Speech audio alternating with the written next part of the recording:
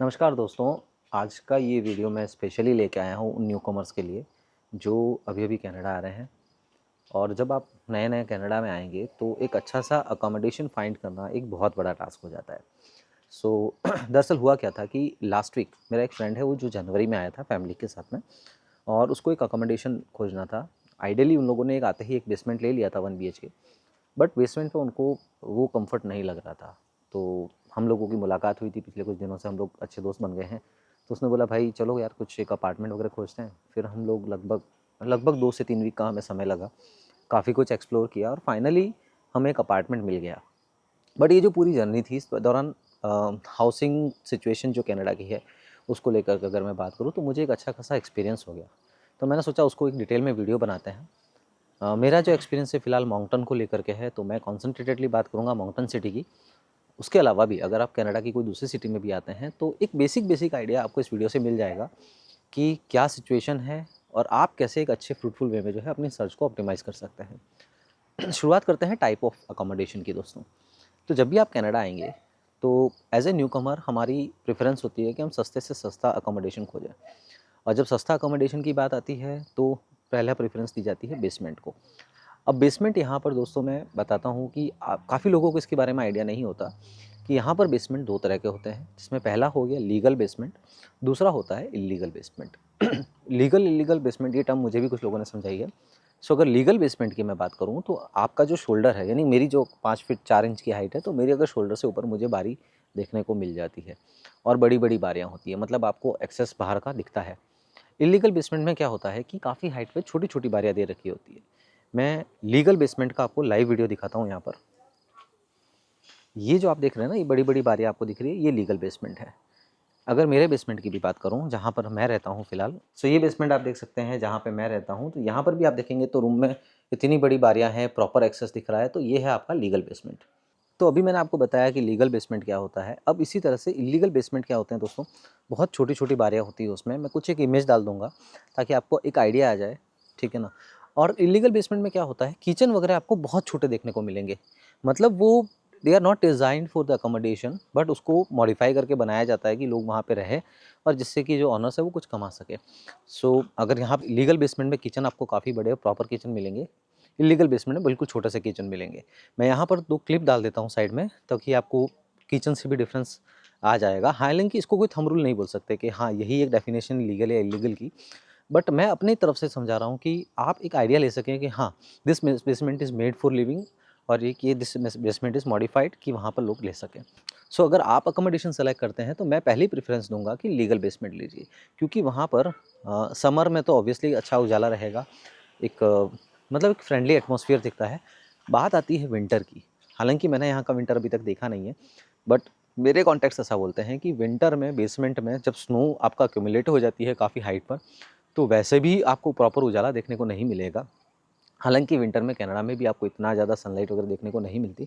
Even though उस situation में भी आपका बेसमेंट में अगर स्नो अक्यूमुलेट हो चुका है बाहर की पेरिफेरल में, तो बेसमेंट में वैसे ही विंडोज़ कवर हो जाती है और अगर आप इल्लीगल बेसमेंट में रह रहे होंगे, तो वो बहुत टफ़ हो जाता है रहना। अगर मैं आपको कहूँ कि आपको बंद दीवारों में रहने का कहा जाए, तो कितना टफ़ होता है उसमें रहना, ठीक उसी तरह की सिचुएशन बन के आती है। सो एज़ ए न्यूकमर जब आप हाउस हंट पे निकलते हैं, घर खोजते हैं अपना, तो प्रेफ़रेंस दीजिएगा कि अगर आपको $50-100 के डिफरेंस में कुछ बेसमेंट मिलता है, तो लीगल बेसमेंट लेने की कोशिश कीजिएगा। वहाँ पर आपको अ, एक अच्छा वाइब मिल सकता है टाइम बीइंग। हालाँकि मैं कहूँगा कि बेसमेंट जो है वो सरफेस लेवल पे अपार्टमेंट या फर्स्ट फ्लोर पे रहने से तो अच्छा नहीं होता।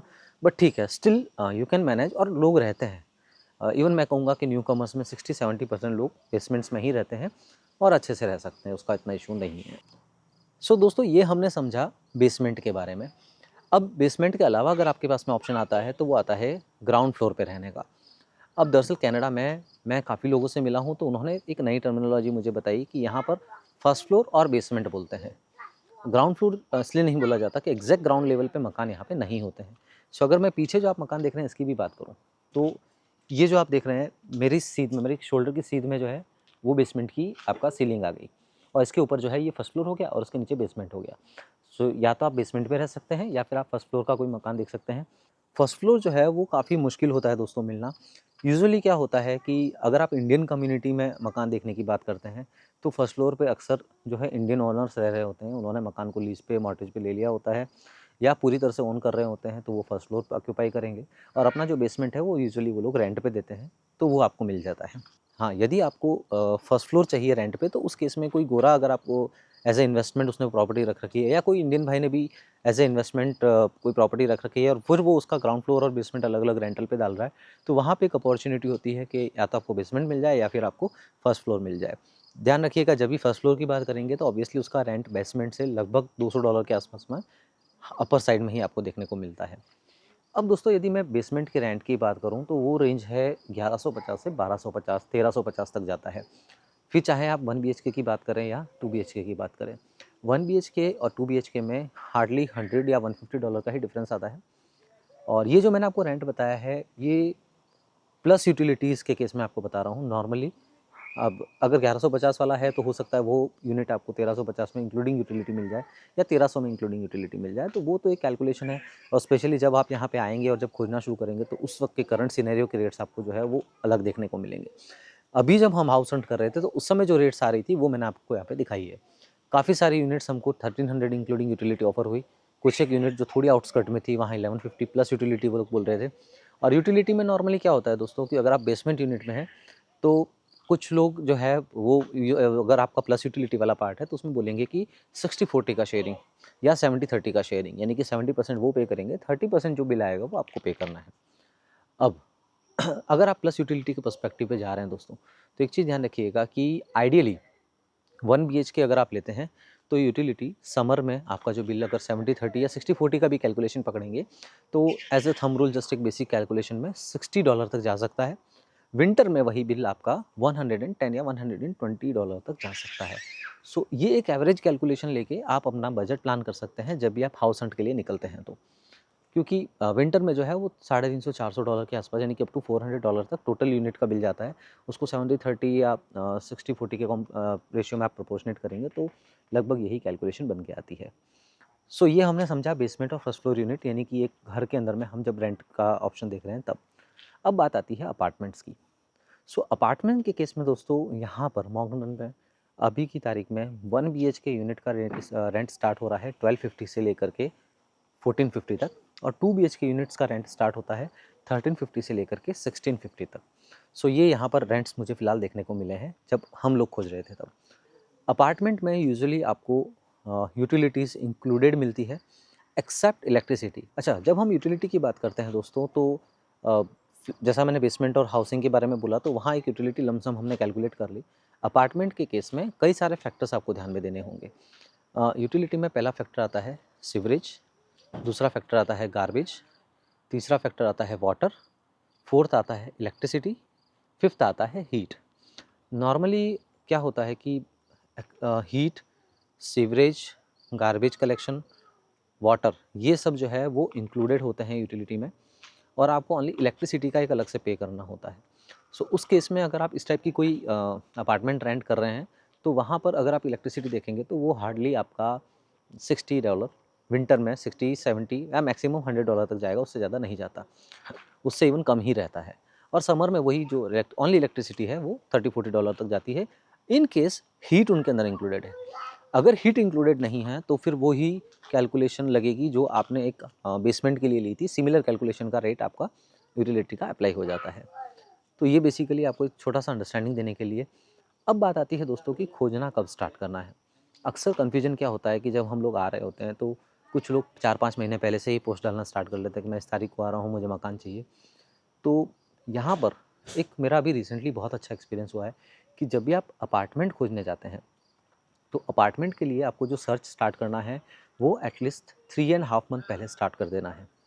रीज़न कि यहाँ पर कई सारे अपार्टमेंट के जो प्रोवाइडर्स हैं, कई सारे बड़े-बड़े प्रॉपर्टी प्रोवाइडर्स हैं, उनका जो नोटिस पीरियड स्टार्ट होता है वो 3 मंथ का होता है। सो जब भी आपको घर चाहिए होगा उसके 3 महीने पहले ही जो अभी जो ऑक्यूपेंट है वो नोटिस देगा अपने प्रॉपर्टायर को कि मैं जो हाउस है वो वैकेट कर रहा हूँ। सो उस 3 मंथ के नोटिस में वो लोग फिर उसको एडवर्टाइज़ करेंगे कि अब हमारा ये रेंट के लिए प्रॉपर्टी अवेलेबल है। सो आप वेल एडवांस अगर खोजेंगे तो आपको एक अच्छी प्रॉपर्टी मिल जाएगी।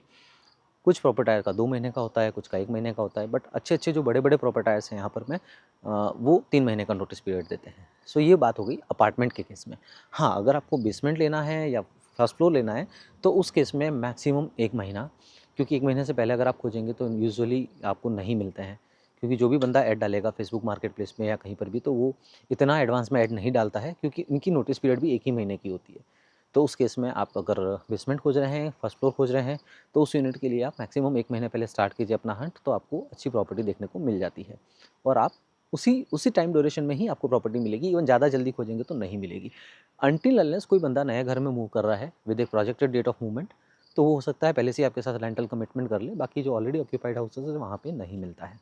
दोस्तों, अगर प्रॉपर्टाइज़ की बात करूँ तो आप जब भी खोजना शुरू करेंगे, अगर मैं स्पेसिफिकली माउंटेन की बात करता हूँ, तो मैं यहाँ पर इसी वीडियो के नीचे डिस्क्रिप्शन में कुछ बड़े-बड़े प्रॉपर्टी मैनेजमेंट ग्रुप्स हैं, उनके वेबसाइट की डिटेल्स, उनके नाम वगैरह डाल दूँगा। तो आप वन बाय वन उनको अप्रोच कर सकते हैं। सो मेरे हिसाब से 5-7 बड़े-बड़े जो है ग्रुप्स हैं, उनकी डिटेल्स अगर आपको मिल जाती है, तो आप 3-1 महीने पहले 4 महीने तक के टाइमिंग फ्रेम में उनको मेल-वेल कर लीजिए। हाँ, एक और चीज़, वेल एडवांस में भी मेल कर सकते हैं और उनकी जो वेट लिस्ट है ना, उसमें अपना नाम लगवा सकते हैं। सो उस तरह से आप अपना प्रोसेस कर सकते हैं। अब अब आता है रेंटिंग प्रोसेस को लेके थोड़ी बात करते हैं कि रेंटिंग प्रोसेस क्या है। बेसमेंट और फर्स्ट फ्लोर जैसा अगर आप छोटा सा कुछ प्रॉपर्टी लेते हैं, तो उसका कुछ बड़ा प्रोसीजर नहीं है। सिंपली आप जाएंगे, ऑनर को अप्रोच करेंगे, 1 महीने का आपका जो रेंट है वो एडवांस में लेते हैं, और 1 महीने का जो रेंट है वो सिक्योरिटी डिपॉजिट लेते हैं। उसके बाद में सर्विस न्यू ब्रुंसविक के थ्रू जो है वो आपका एक रेंटल एग्रीमेंट बन जाता है, और उसके बाद अपना पोजीशन जो भी डेट है उसकी ऑक्यूपेंसी लेकर के आप अपना रेंट पे ले सकते हैं। हाँ, प्रॉपर्टी मैनेजमेंट वाले भी कुछ जैसे अपार्टमेंट्स जो है वो देते हैं। अपार्टमेंट के अलावा भी जो है कुछ घर भी रेंट पे देते हैं, जो उनके खुद के होते हैं। तो वो भी ऑप्शन आप देख सकते हैं। ऐसा नहीं है कि डायरेक्टली आपको ओनर को जाके मिलना है, आप कोई प्रॉपर्टी मैनेजमेंट के थ्रू भी अप्रोच कर सकते हैं। प्रॉपर्टी मैनेजमेंट और डायरेक्ट ओनर में क्या डिफरेंस है, थोड़ा वो समझ लीजिए। डायरेक्ट ओनर में केस में क्या होता है दोस्तों, कि वो आपके लक के ऊपर है कि भई अच्छा ओनर मिल गया तो आपकी प्राइवेसी मेंटेन रहेगी, आपको ज़्यादा इन्फ्लुएंस नहीं देखने को मिलेगा, और एक अच्छा एक्सपीरियंस हो सकता है। अगर ओनर ढंग का नहीं है, तो वहाँ पे थोड़ा-सा स्ट्रगल आपको हो सकता है। प्रॉपर्टी मैनेजमेंट की ग्रुप केस में आपको सर्विसेज़ उनकी तरफ से प्रॉपर मिलती है, मेंटेनेंस अच्छा होता है प्रॉपर्टियों का, क्योंकि उनका भी अपना ब्रांड वैल्यू है मार्केट में, तो उस हिसाब से आपको एक अच्छा-सा एक्सपीरियंस देखने को मिल सकता है। सो ये थोड़ा इसके बेसिस पर आप अपनी प्रेफ़रेंस डिसाइड कीजिएगा। अब मेजर फैक्टर जो आता है वो ऑब्वियसली फाइनेंशियल फैक्टर आता है, क्योंकि जितने भी बड़े ग्रुप्स हैं वो अगर अपनी प्रॉपर्टी रेंट पे डालेंगे, तो उनके जो रेंट्स होंगे वो कंपैरेटिवली हाई होते हैं। हाँ, एक और चीज़ दोस्तों, कि जब भी आप अपार्टमेंट खोजेंगे कोई बड़े प्रॉपर्टी मैनेजमेंट ग्रुप के थ्रू, तो वहाँ पर उनकी जो लिस्टिंग है उसको प्रॉपर्ली पढ़िएगा। कई जगह पे जो है वो पार्किंग है उसका एडिशनल चार्ज होता है। जैसे हम लोग जब खोज रहे थे, तो कई एमयू प्रॉपर्टी है, एक नॉर्थ व्यू वाली है, उनकी प्रॉपर्टीज़ में पार्किंग का, पर कार पार्किंग का $200 अलग से चार्जेबल था पर मंथ। तो वो एक बहुत बड़ा फैक्टर हो जाता है दोस्तों। तो उसको आप प्रॉपर्ली पढ़िएगा कि उनकी लिस्टिंग में क्या-क्या उन्होंने प्लस माइनस लिखा है, क्या-क्या ऐड ऑन चार्जेस वो लोग मेंशन कर रहे हैं। तो ये तो बेसिक चीज़ें हमने समझ ली। एग्रीमेंट की बात है तो सिंपल सा न्यू ब्रुन्सविक की सर्विस, न्यू ब्रुन्सविक के थ्रू आपका 1 साल का एग्रीमेंट बनता है। अब बात करते हैं लीज़िंग टर्म्स की। तो यहाँ पे लीज़िंग टर्म्स जो है मंथली होती है, क्वार्टरली होती है और एनुअली होती है। अगर आप किसी प्रॉपर्टी को लेके कॉन्फिडेंट नहीं हैं, तो आप मंथली टर्म्स पे जा सकते हैं। मंथ टू मंथ आप रिन्यू करते रहिए और कंटिन्यू करिए। अगर आप कॉन्फिडेंट हैं, बड़े ग्रुप के साथ जुड़ रहे हैं, तो नॉर्मली वो 1 ईयरली जो लीज़ है उसको कंसेप्ट करते हैं। मंथली लीज़ में नॉर्मली जो बेसमेंट वगैरह होते हैं ना दोस्तों, ये मंथली लीज़ पे ही चढ़ाते हैं, और उसमें आपका नोटिस पीरियड भी 1 महीने का होता है। ईयरली लीज़ अगर आप लेते हैं, तो यूजुअली ईयरली लीज़ वालों का नोटिस पीरियड जो है स्टैंडर्ड प्रैक्टिस में 3 महीने का होता है। क्वार्टरली लीज़ मैंने किसी की देखी नहीं यहाँ पर, क्योंकि मुझे ऐसा कोई नहीं मिला जो क्वार्टरली लीज़ लेता हो। तो जस्ट ये मेरा एक्सपीरियंस था जो मैंने आपसे शेयर किया। अब उसके बाद में जो बड़े ग्रुप्स के साथ आप रेंटिंग प्रोसेस पे जाएँगे, जैसे कि एमयू प्रॉपर्टीज़ हो गया, नॉर्थ व्यू हो गया, किलम हो गया, इनके थ्रू आप कोई, इनका अपार्टमेंट हो गया या इनका कोई घर रेंट पे ले रहे हैं। सो इनके एप्लीकेशन प्रोसेस में क्या होता है दोस्तों, सबसे पहले बड़े ग्रुपों की तो साइट पर ही लिस्टिंग होती है कि ये प्रॉपर्टी इस तारीख से अवेलेबल है, ये हमारा रेंट है, क्या इंक्लूडेड है, क्या एक्सक्लूडेड है। तो आप इनकी साइट पे जाके सब कुछ देख लीजिए, आपको आइडिया आ जाएगा, और उस पर्टिकुलर प्रॉपर्टी के अगेंस्ट में आप अपनी एप्लीकेशन डाल सकते हैं। इन जनरल अगर कोई प्रॉपर्टी लिस्टेड नहीं है और आपका भी विज़न लॉन्ग टर्म का है, कि मान लीजिए 6 महीने 7 महीने बाद आपको कोई प्रॉपर्टी लेनी है, तो उस केस में आप ईमेल के थ्रू उनको अप्रोच करके एक वेट लिस्ट में अपना नाम डलवा सकते हैं कि भाई मुझे 1 बीएचके या 2 बीएचके प्रॉपर्टी चाहिए, इस पर्टिकुलर एरिया में चाहिए, तो आपकी कोई प्रॉपर्टी अवेलेबल होती है तो आप मुझे नोटिफाई कर लीजिएगा, मैं रेंट पे लेना चाहता हूँ। तो ये वेट लिस्ट प्रोसीजर हो गया। अब नॉर्मली अगर कोई प्रॉपर्टी एडवांस में अवेलेबल है तो यूजुअली बड़े ग्रुप्स की तो वेबसाइट पे मिल जाएगी, छोटे ग्रुप्स की आपको उनको फ़ोन करके अप्रोच करना पड़ेगा, मेल करके अप्रोच करना पड़ेगा। जैसे ही आप शॉर्टलिस्ट होते हैं, तो सबसे पहला काम क्या करेंगे, वो आपको मेल करेंगे। यूजुअली सारे बड़े प्रॉपर्टी मैनेजमेंट ग्रुप आपका क्रेडिट चेक माँगते हैं। तो अगर आप कनाडा नए-नए आए हैं दोस्तों, तो एक चीज़ हमेशा ध्यान रखिए, क्रेडिट कार्ड इमीडिएटली ले लो और जितने भी परचेज़ करते हो सारे क्रेडिट कार्ड पे करो। क्रेडिट कार्ड पे परचेज़ करो, उसका बिल टाइमली पे करो। क्रेडिट स्कोर कैसे बनाना है उसको लेकर के एक सेपरेट वीडियो मैं जल्दी ही डाल दूँगा। बट अच्छा क्रेडिट स्कोर मेंटेन करना, 700 से ऊपर का अगर क्रेडिट स्कोर है तो वो एक अच्छा स्कोर कहलाता है। उस केस में ये नॉर्मली आपका क्रेडिट स्कोर चेक करते हैं। क्रेडिट स्कोर अगर आपका अच्छा है और आपका फिर उसके बाद में आपकी कंडीशंस देखेंगे कि भई आप बंदे फैमिली के साथ हैं या अकेले हैं, क्योंकि कुछ प्रॉपर्टियाँ ओनली फॉर बैचलर्स होती है, कुछ प्रॉपर्टियाँ होती है वो फैमिली के लिए होती है, कुछ प्रॉपर्टियाँ ओनली फॉर सीनियर सिटीज़न के लिए होती है। तो उसके हिसाब से जो है वो स्क्रीनिंग होती है और फिर आपका जो एप्लीकेशन अप्रूव कर लिया जाता है। अब दोस्तों यहाँ पर एक और चीज़ बताता हूँ कि जब मेरे फ्रेंड के लिए हम अपार्टमेंट खोज रहे थे, तो वहाँ पर क्या हुआ कि मेरे फ्रेंड की वाइफ़ जो है वो प्रेग्नेंट है। So soon they are expecting a baby, तो उन्होंने इस चीज़ को प्रॉपर्ली इलैबोरेट किया। तो जो प्रॉपर्टी मैनेजमेंट ग्रुप है उन्होंने 2 बड़े ग्रुप है एमयू और किलम, दोनों ने ही एक ही बात बोली कि नॉर्मली हस्बैंड वाइफ कपल तक के केस में हम लोग आपको जो है ऊपर के फ्लोर दे सकते हैं, यानी कि first floor, second floor, third floor के जो है अपार्टमेंट रेंट कर सकते हैं। मगर यदि बेबी है या एक्सपेक्टेड है तो हम नॉर्मली, अगर बेबी ऑलरेडी आपके घर में है तो हम आपको सिर्फ़ और सिर्फ ग्राउंड फ्लोर यूनिट या ही दे सकते हैं, ग्राउंड फ्लोर या फर्स्ट फ्लोर, उससे ऊपर की प्रॉपर्टी वो लोग नहीं देते हैं आपको रेंट पे। और आपका बेबी एक्सपेक्टेड है तो वो रिकमेंड यही करेंगे कि आप ग्राउंड फ्लोर की यूनिट लीजिए। तो यही है, क्योंकि ये एक्सपेक्टेशन वाला पार्ट है तो उस केस में वो पहले से अपनी टर्म्स आप पे इम्प्लीमेंट नहीं कर सकते। अगर ऑलरेडी बेबी आपके घर में है और वो 17 साल से छोटा है, तो इन लोगों की पॉलिसी ही ऐसी है कि वो आपको ग्राउंड फ्लोर या फर्स्ट फ्लोर ही देते हैं, उससे ऊपर की यूनिट आपको रेंट पे नहीं देते हैं, ये अपार्टमेंट के केस में है। तो जस्ट ये आपकी जानकारी में भी आ जाएगा कि आप जब अपनी फैमिली के सिनेरियो को समझ के अपार्टमेंट हंट करेंगे तो किस तरह की प्रॉपर्टी आपको मिल सकती है। हाँ, कुछ ग्रुप है वो दे देते हैं, सो ये इंडिविजुअल की पॉलिसी के ऊपर है। एक और चीज़, अगर आपकी फैमिली में 2 से ज़्यादा मेंबर हैं तो 1 बीएचके बड़े प्रॉपर्टी मैनेजमेंट आपको नहीं देते हैं। 2 से ज़्यादा मेंबर होने पे आपको 2 बीएचके पे जाना ही होता है। 4 से ज़्यादा मेंबर है तो उसके अंदर में भी उनकी अलग से पॉलिसी है, 3 बीएचके पे आपको जाना पड़ता है। सो इस तरह से यहाँ पे अलग-अलग रूल्स हैं, वो अलग-अलग फैमिली सिनेरियो पे मेंटेन होते हैं। कुछ में डेविएशंस भी आपको देखने को मिलते हैं। तो ये तो जब आप खोजेंगे तो कुछ रियलिस्टिक सिनेरियो आपके सामने आ जाएगा और अकॉर्डिंगली आप रेंटल एप्लीकेशन प्रोसेस कर सकते हैं। अच्छा दोस्तों, मैंने अपार्टमेंट्स के केस में तो आपको बता दिया कि काफ़ी सारे अपार्टमेंट्स हैं, उनकी खुद की साइट पे आपको लिस्टिंग देखने को मिलती है प्रॉपर्टीज़ की। बट जब हम छोटे प्रॉपर्टी मैनेजमेंट ग्रुप्स की बात करते हैं या कोई इंडिविजुअल पर्सन है जो अपने घर में बेसमेंट या फर्स्ट फ्लोर जो है वो रेंट पे डालना चाहता है, तो उनके बारे में जब आपको पता करना है तो सबसे बेस्ट वे है फेसबुक मार्केट प्लेस और या फिर केजीजी करके एक जो एप्लीकेशन है वो। केजीजी पहले बहुत पॉपुलर हुआ करती थी, फिलहाल कुछ दिनों से उसने अपनी पॉपुलैरिटी खो दी है बिकॉज़ ऑफ काफ़ी सारे स्कैम और वो सब होते हैं उसकी वजह से। बट मार्केट प्लेस अभी तक यहाँ पर काफ़ी पॉपुलर है। हम लोग जब खोजने बैठे थे तो हमने मार्केट प्लेस बहुत खंगाला। इवन यहाँ पे चाहे कार लेनी हो, चाहे फर्नीचर लेना हो, जो भी कुछ आपको यूज़ प्रोडक्ट में जाना है या फिर आपको रेंटल में किसी में भी जाना है, तो मार्केट प्लेस एक पॉपुलर चॉइस बना हुआ है, फेसबुक मार्केट प्लेस। तो हम लोगों ने भी फेसबुक मार्केट प्लेस में खोजा, काफ़ी लोग कॉन्टैक्ट्स मिले हमें।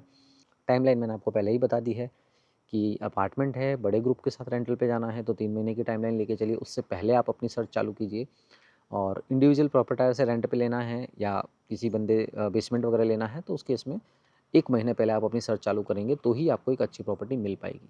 इंडिविजुअल ओनर के साथ में रेंट पे लेना हो बेसमेंट या फर्स्ट फ्लोर तो ज़्यादा पहले सर्च करने से आपको कुछ फ़ायदा नहीं होगा, क्योंकि जो भी प्रॉपर्टीज़ अवेलेबल है वो आपके लिए प्रॉपर्टी होल्ड पे नहीं रखेगा।